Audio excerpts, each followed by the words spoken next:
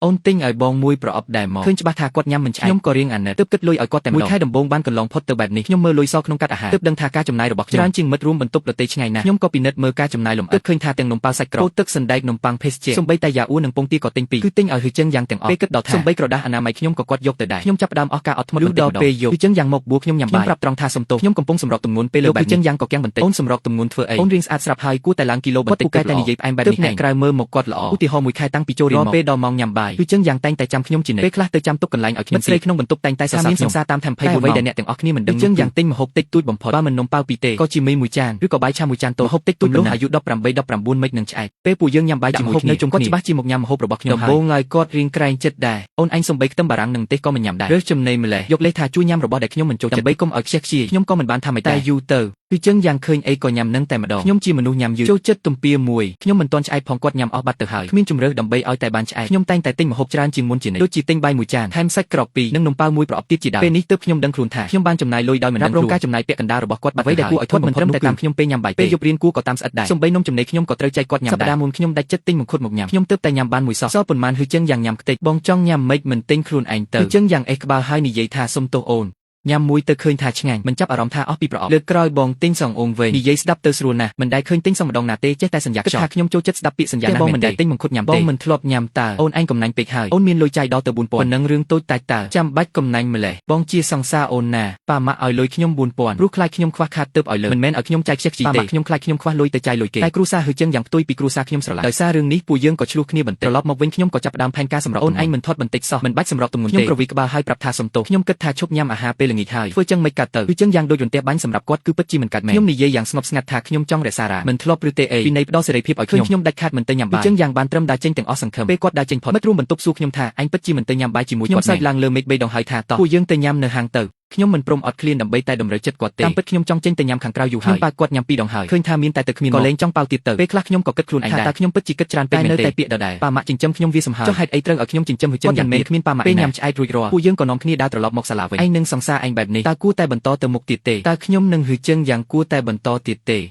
េមុនតាក់ទងគ្នាខ្ញុំក៏បានគិតច្បាស់លាស់ដែរមិនមែនតាក់ទងលេងទេតែក្រោយរៀនវិទ្យាល័យ3ឆ្នាំខ្ញុំហាក់ដូចជាមិនស្គាល់មនុស្សម្នាក់នេះសោះតែតាក់ទងគ្នាទើបដឹងថាពួកយើងប្រហែលជាមិនស័ក្តិសមនឹងគ្នាទេរឿងផ្សេងមិនបាច់និយាយទេត្រឹមរឿងគ្រួសារក៏ខុសគ្នាឆ្ងាយណាស់ទៅហើយគ្រួសារខ្ញុំរស់នៅទីក្រុងតូចល្មមមួយប៉ាម៉ាក់ខ្ញុំសុទ្ធតែជាប្រធាននៅកន្លែងធ្វើការសាច់ញាតិក្នុងគ្រួសារក៏មានជីវភាពគ្រួសារខ្ញុំមិនថាការចំណាយឬទម្លាប់រស់នៅគឺខុសពីគ្រួសារគាត់ស្រឡះគាត់ថាម្ដាយគាត់ដើម្បីសន្សំលុយសុខចិត្តចាំដល់ម៉ោង 9 យប់ទើបទៅទិញបន្លែបញ្ចុះតម្លៃនៅផ្សារពេលនោះវាថោកខ្លាំងគាត់ថែមទាំងថាប៉ាគាត់3ឆ្នាំមិនដែលដូរស្បែកជើងទេទៅហើយនៅយកទៅដេរពាក់ទៀតគាត់ថាប្អូនស្រីគាត់លួចសន្សំលុយរាប់ខែដើម្បីទិញស្បែកជើងកីឡាឲ្យគាត់និយាយរឿងទាំងនេះគាត់រំជួលចិត្តណាស់ថែមទាំងស្បត់ថានឹងតបស្នងសងគុណគ្រួសារវិញលុយនឹងចាយឲ្យសប្បាយម្ដងតែសម្រាប់គ្រួសារខ្ញុំវិញម៉ាក់រវល់ការងារណាស់ម៉ាក់ខ្ញុំទិញម្ហូបមិនដែលមើលតម្លៃទេគាត់មើលតែរបស់នឹងស្រស់ឬអត់នៅផ្ទះមានគ្រឿងអគ្គិសនីជំនួសកម្លាំងមនុស្សច្រើនដូចជាម៉ាស៊ីនលាងចានម៉ាស៊ីនបូមធូលីជាដើមទុកពេលធ្វើការងារផ្ទះទាំងនោះខ្ញុំអាចរកលុយបានច្រើនបាត់ទៅហើយខ្ញុំមិនសូវចូលចិត្តទិញខោអាវតែដោយសារត្រូវចូលរួមកម្មវិធីផ្លូវការធំនឹងខុសសុទ្ធតែទិញតម្លៃរាប់ពាន់ម៉ាក់ធ្វើជាគំរូប្រាប់ខ្ញុំឲ្យខំធ្វើការចាយវីឲ្យសម្រុំសន្សំមិនស្មើនឹងរកបន្ថែមទេលុយមិនមែនបានមកពីការសន្សំទេគឺបានមកពីការខំរកគឺបណ្ដុះទម្លាប់ឲ្យខ្ញុំចេះរៀបចំផែនការលុយកាក់ពេលដែលហឺចឹងយ៉ាងធ្វើមុខកំសត់និយាយប្រាប់ខ្ញុំពីរឿងគ្រួសារគាត់ខ្ញុំពិតជាពិបាកនឹងយល់អារម្មណ៍គាត់ណាស់អាចនិយាយបានថាពួកយើងមិនស័ក្តិសមនឹងគ្នាទេខ្ញុំសម្របទម្ងន់បានកន្លះខែមិនត្រឹមតែមិនស្គមថែមទាំងឡើងគីឡូទៀតទៅវិញហឺចឹងយ៉ាងកាន់តែស្គមទៅពណ៌គាត់រៀងខំបន្តិចទៅហើយមើលទៅបើគ្មានខ្ញុំជួយទេយ៉ាងច្បាស់ជាចាយលុយ 1000 នោះមិនគ្រាន់ឡើយពេលខ្លះខ្ញុំពិតជាមិនដឹងថាគួរអាណិតគាត់គួរតែជឿឲ្យគាត់បានចាយមិនគ្រាន់ក៏សុំប៉ាម៉ាក់ត្រង់ទៅចាំបាច់មកសម្លឹងមើលតែខ្ញុំ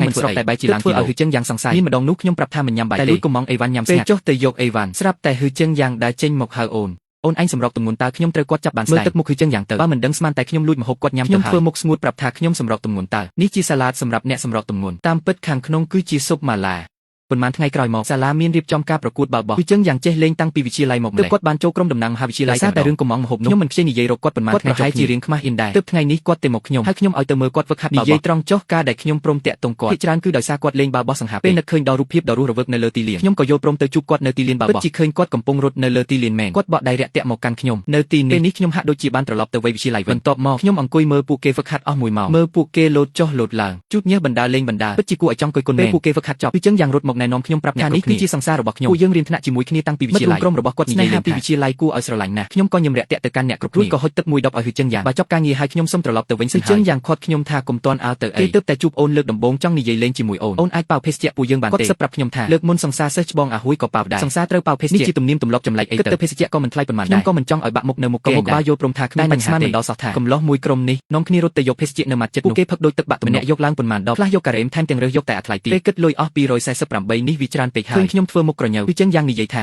មួយខែមានលុយចាយដល់ទៅ 4000 ឯណោះអូនឯងកុំកំណាញ់ពេកមើលលុយ 4000 នឹងខ្លាយជាបណ្ដាសារបស់គាត់ទៅហើយខ្ញុំដកដង្ហើមធំមិនចង់ឆ្លោះជាមួយគាត់នៅមុខអ្នកដទៃខ្ញុំសម្លឹងមើលមុខគាត់ហើយប្រាប់ថាលើកក្រោយមានរឿងបែបនេះកុំហៅខ្ញុំទៀតឆ្លងកាត់ការស្វែងយល់អស់រយៈពេល2ខែមកនេះគឺចឹងយ៉ាងហើយទោះបីជាគាត់សង្ហាហើយចេះយកចិត្តទុកដាក់គាត់ទុនជ្រីពេកហើយត្រូវការឲ្យខ្ញុំចំណាយលុយលើគាត់គ្រប់ពេលវេលាទំនាក់ទំនងស្នេហាដែលត្រូវចិញ្ចឹមខ្ញុំពិតជាទទួលយកមិនបានទេថានឹងនិយាយជាមួយគាត់ឲ្យច្បាស់តែរាល់ពេលដែលខ្ញុំហ៊ាននឹងនិយាយគាត់តែងតែបង្វែរសាច់បើមិនយកចិត្តទុកដាក់ដងទឹកចាំបន្លែងឲ្យខ្ញុំទេមើលទៅគាត់ដូចជាមិនចង់បាត់ខ្ញុំគិតថានៅសាលាមនុស្សច្រើនញញែចេញទៅនិយាយគ្នានៅក្រៅរហ័យជាអាចនិយាយគ្នាបានច្បាស់ដល់ឯខ្ញុំត្រូវទិញកុំព្យូទ័រឲ្យចឹងយ៉ាងកំដរទៅមើលនៅផ្សារទំនើបចឹងយ៉ាងក៏យកព្រមភ្លាមតាមផ្លូវគាត់សប្បាយចិត្តណាស់ថែមទាំងទិញការ៉េមឲ្យខ្ញុំយ៉ាងកំដរទៀតមនុស្សកំណាញ់ព្រមចំណាយលុយទេឃើញគាត់បែបនេះខ្ញុំក៏រៀងអាណិតគាត់វិញពេលទៅដល់ផ្សារទំនើបចឹងយ៉ាងជួយរើសកុំព្យូទ័រឲ្យខ្ញុំយ៉ាងយកចិត្តទុកដាក់ខ្ញុំមិនសូវស្គាល់ពីគ្រឿងអេឡិចត្រូនិកទេតែចង់ទិញមួយយកមិនចាំបាច់ការកម្មវិធីស្មុគស្មាញអីចឹងយ៉ាងជួយរើសចុះរើសឡើងទីបំផុតក៏រើសបានកុំព្យូទ័រយួរដៃតម្លៃជាង 8000 មើលឡើងហើយសួរថានេះវាមិនថ្លៃពេកទេដឹងចាំបាច់ទិញថ្លៃម្ល៉េះពីមុនខ្ញុំធ្លាប់ស្វែងយល់ទ្រូដែរគ្រាន់តែធ្វើការនឹងធ្វើកិច្ចការសម្លាយ5000គឺល្មមប្រាហើយកុំព្យូទ័រមួយនេះមានសមត្ថភាពខ្ពស់ណាស់តម្លៃក៏សមរម្យអូនអាចប្រើបានយូរហើយរឿងកុំព្យូទ័រនេះអូនជាបងចោះរបស់ល្អតម្លៃក៏ថ្លៃទៅតាមនឹងដែរពីគាត់និយាយសំហែកសំផុសពេកខ្ញុំក៏លែងស្ទាក់ស្ទើរក៏សម្រេចចិត្តទិញ model ដែលគាត់រើសឲ្យចឹងយ៉ាងសប្បាយចិត្តជាងខ្ញុំត្រឡប់ទៅវិញបងនឹងដំឡើងកម្មវិធីឲ្យអូនរួចរាល់តែម្ដងចិត្តចុះរឿងរបស់អូនគឺជារឿងរបស់បងធ្វើបែបនេះតើឲ្យខ្ញុំសុំបែកដល់ថ្ងៃទី2មិត្តរួមបន្ទប់សួរខ្ញុំថាម្សិលមិញអញទិញកុំព្យូទ័រ model តែទិញកុំព្យូទ័រដែររៀងដឹងច្រើនខ្ញុំក៏ប្រាប់ពីម៉ាកកុំព្យូទ័រដែលខ្ញុំបានទិញបន្ទប់ស្ដាប់ឬហើយក៏គាំងរួចនិយាយថាវិន